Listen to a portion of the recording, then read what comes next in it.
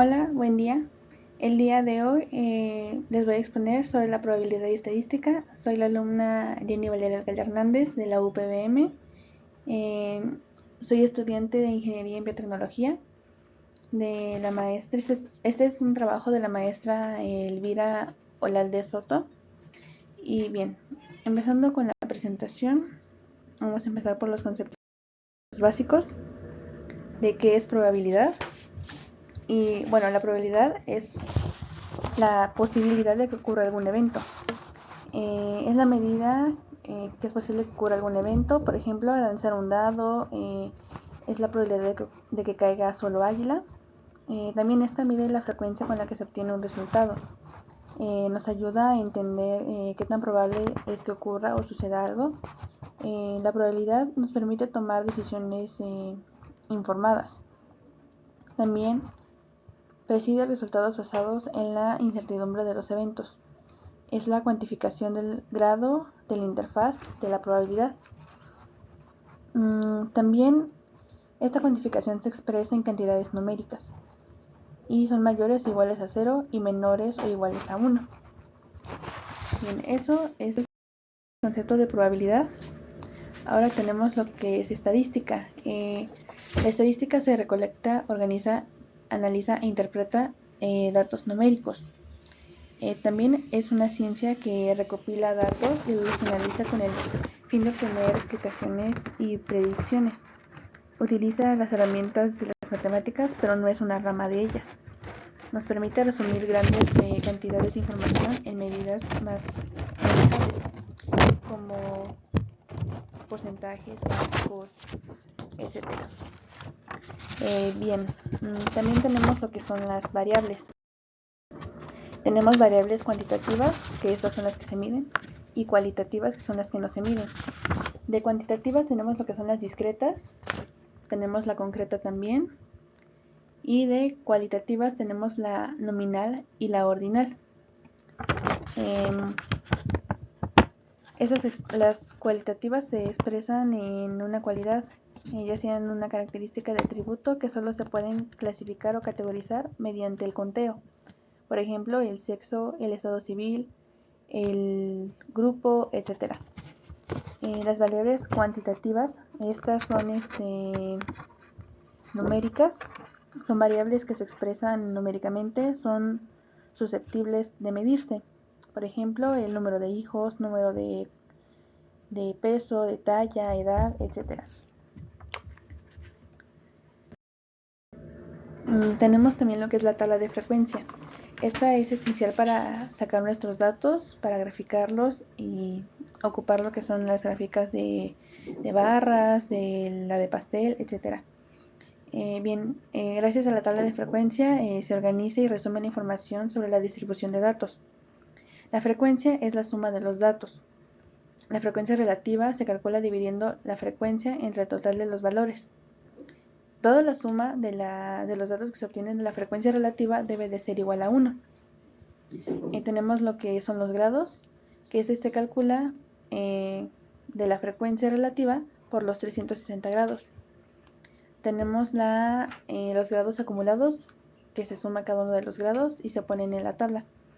La frecuencia relativa absoluta, se suma la frecuencia y se saca la frecuencia relativa absoluta. Y es lo mismo con el porcentaje, pero este es la frecuencia relativa por 100. Acá tenemos un ejemplo de la tabla, en lo que tomamos en cuenta las carreras en las que se pueden dedicar los estudiantes de la ingeniería en biotecnología. En la salud tenemos 5 alumnos que se quieren dedicar a esta rama, 5 en gastronomía, 25 en farmacéutica, ninguno en la industria y los demás en otras carreras diferentes en 15. La frecuencia absoluta se suma la frecuencia, que sería igual a 5, se pasa para acá. Se suma la siguiente frecuencia, que sería 10. Se suma la frecuencia que sigue, que sería 35. En esta, como no hay nada, igual se queda en 35. 35 más 15 es 50. La frecuencia relativa, como acá bien lo dijimos,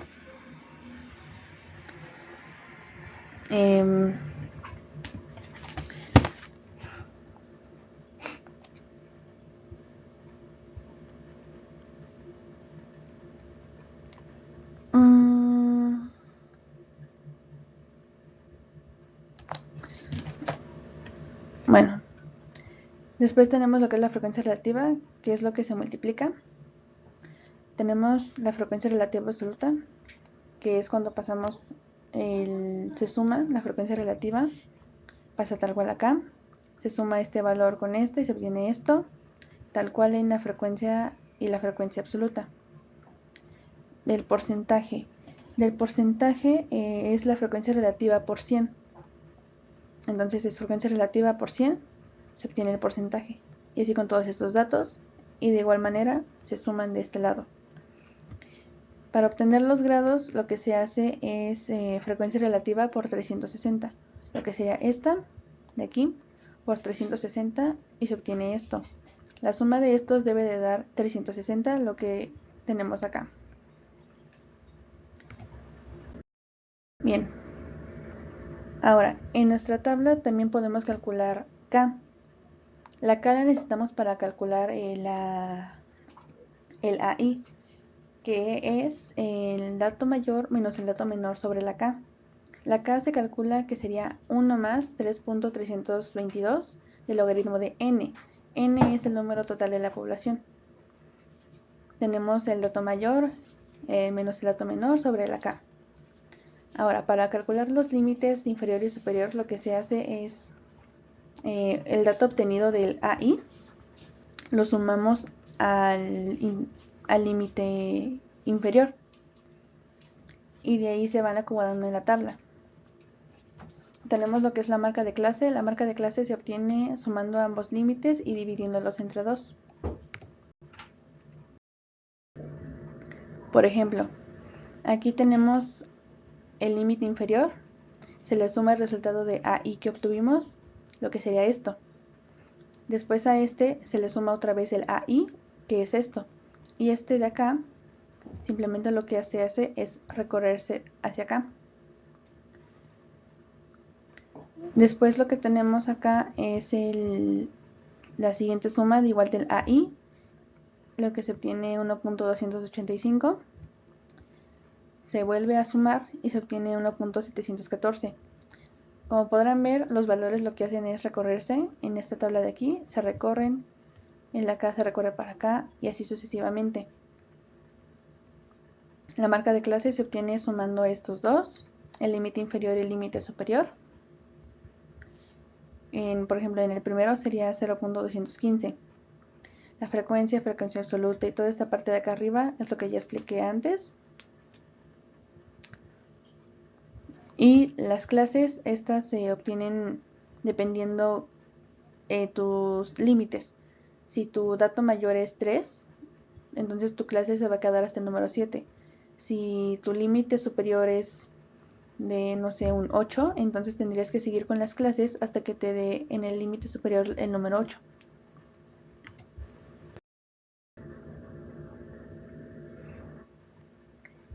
Bien, ¿qué es un gráfico? Un gráfico es una forma de mostrar información de forma visual, lo que facilita al espectador entender la información que se quiere plantear o el objetivo. Por ejemplo, si en algún gráfico lo que queremos es representar, por ejemplo, el qué tanto se vende un producto, y de que, por ejemplo, si hablamos de sabores de helado, de qué sabor se vende más un producto, entonces tenemos que graficar lo que son los sabores y poner en el nivel más alto, dependiendo qué tipo de gráfico sea, el sabor que más se vende y sacar el objetivo de no sé, el decir, no sabes qué, el helado de sabor chocolate es el que se vende más y los que se venden menos es el de vainilla y coco. Entonces ese sería lo que se quiere plantear en dicho gráfico. Tenemos diferentes gráficos. El de ojiva. Este gráfico es una gráfica acumulativa de serie de datos. Muestra la frecuencia acumulada de una serie de datos. Por ejemplo, aquí lo que tenemos el ejemplo que muestra de menor a mayor cantidad de datos. Ahí se puede ver de manera más clara la cantidad menor de datos que tenemos a la máxima. Tenemos también lo que es el gráfico de pastel. El gráfico de pastel es una representación de datos numéricos mediante un círculo dividido en sectores. Este es en grados. ayuda a comparar las diferentes porciones de manera visual. Por ejemplo, si queremos, hay unos datos que incluso nos dan 0 y no se grafican, pero también se ponen en los esquemitas de colores. Por ejemplo, aquí podemos ver que el color azul es el que predomina más, entonces este podría ser el sabor de helado chocolate.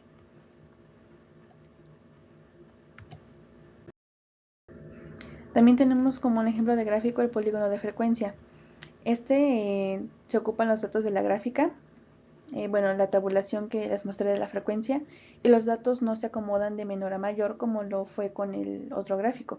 En lo que se hacen es agarrarlos tal cual y graficarlos, y así se ve el tipo de fluidez que tiene pues sí, dicha población o lo que se está calculando, lo que se quiere dar a conocer. El polígono de frecuencia muestra la distribución de frecuencias de un conjunto de datos.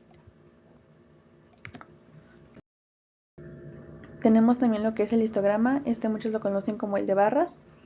Lo que se hacen es una representación gráfica de una variable en forma de barras. Representa gráficamente una distribución de datos. Como podrán ver, hay unas gráficas que se representan dejando un espacio en esta parte de aquí. En el histograma no, en el histograma debe de ser todas las barras pegadas, sin espacio alguno de ninguno de los dos lados ni entre las barras. Se tiene que dar el número los datos del eje Y y el eje X, especificando qué valores representa cada uno. Tenemos lo que es también el pictograma. Esta es una muestra de distribución de frecuencias de un conjunto de datos. Este pictograma se caracteriza por no ser representado por puntos, ni por barras, ni por porcentajes. Esto lo que hace es se ilustra referente al título del gráfico lo que es cada una de las secuencias. Por ejemplo, aquí podemos ver que en 1990 tuvimos 25 habitantes. Entonces se grafica en un dibujo relativo al gráfico. Es de menor a mayor o de mayor a menor. Siempre dibujado referente al título del gráfico. Ya sea que se dibujen varios o solo un dibujo que represente todo. Un ejemplo, aquí bien se pudo haber colocado lo que era un solo muñequito en vez de muchos. Puede ser de esas dos formas. Bien, para calcular los cuartiles se necesitan lo que son las fórmulas. Pero primero voy a explicar qué son los cuartiles. Los cuartiles es cuando dividimos nuestra población en 4 partes. Se calcula multiplicando 0.25, que sería como la primera parte del cuartil, por el número de datos. Un ejemplo, si yo tengo el número de datos de 30 por 0.25, eso equivaldría a mi primer cuartil. Con el segundo cuartil sería multiplicar 0.5 por el número total de datos, y mi tercer cuartil por 0.75 por mi número total de datos. Aquí tenemos una imagen visualizando lo que son los cuartiles. No se pone el cuartil 4 porque, como podrán ver, aquí ya tenemos el espacio 1, aquí otro, el 3 y el cuarto. Entonces, multiplicarlo por un cuarto cuartil ya implicaría tener 5 cuartiles, cosa que no debe ser porque se divide en 4 y no en 5. Tenemos lo que son los deciles. Los deciles, lo que se hace es cuando se divide nuestra población en 10 partes. Para sacar estos cálculos, lo que se tiene que hacer es, en el decil 1, multiplicar 0.1 por el número total de datos. En el decil 2 es multiplicar 0.2 por nuestro número total de datos. En el decil 3 multiplicar 0.3 por nuestro número total de datos. En el decil 4 multiplicar 0.4 por número total de datos. Si queremos calcular el decil 7, se multiplica 0.7 por el número total de datos. Igual manera que en los cuartiles no se llega al número 10, al decil 10. Por lo que podrán ver acá es 1, 2, 3, 4, 5, 6, 7, 8, 9 y 10. Ya tenemos acá los 10 espacios. Y si colocáramos un decil 10, implicaría tener 11 deciles. Entonces por eso solo se calcula hasta el decil 9.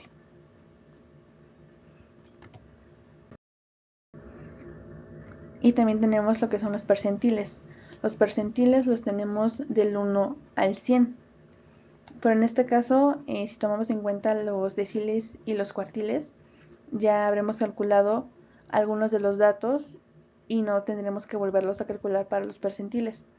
Por ejemplo, si queremos calcular el número del percentil 10, no es necesario, porque en el decil 10 ya lo calculamos. Entonces solo se toma en cuenta el percentil 15, que sería multiplicar 0.15 por el número total de datos.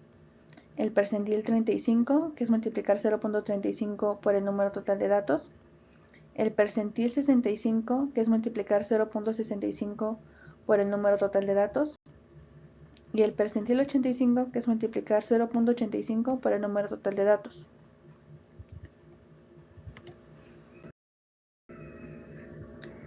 Bien, ahora empezando con las fórmulas, tenemos lo que es la fórmula de la varianza.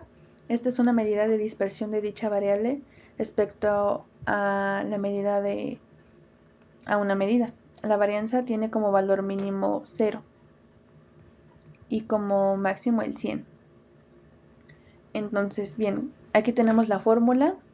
Esto es la varianza al cuadrado de la sumatoria de nuestro número de datos multiplicada por nuestro primer dato menos la media al cuadrado entre el número total de datos.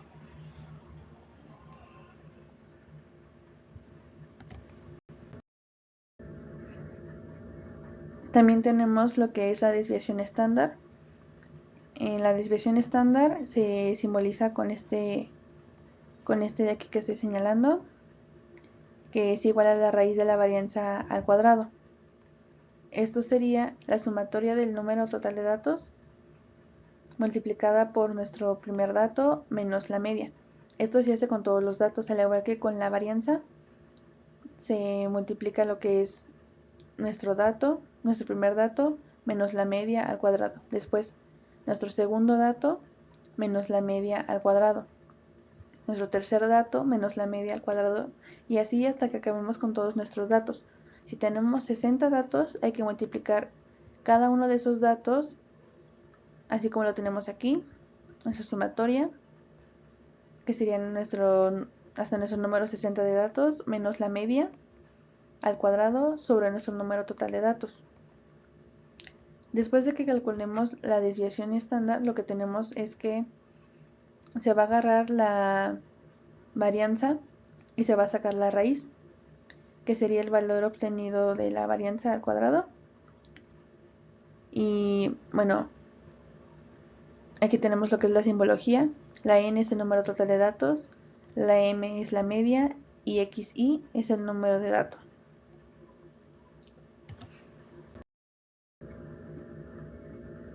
Y tenemos la media geométrica.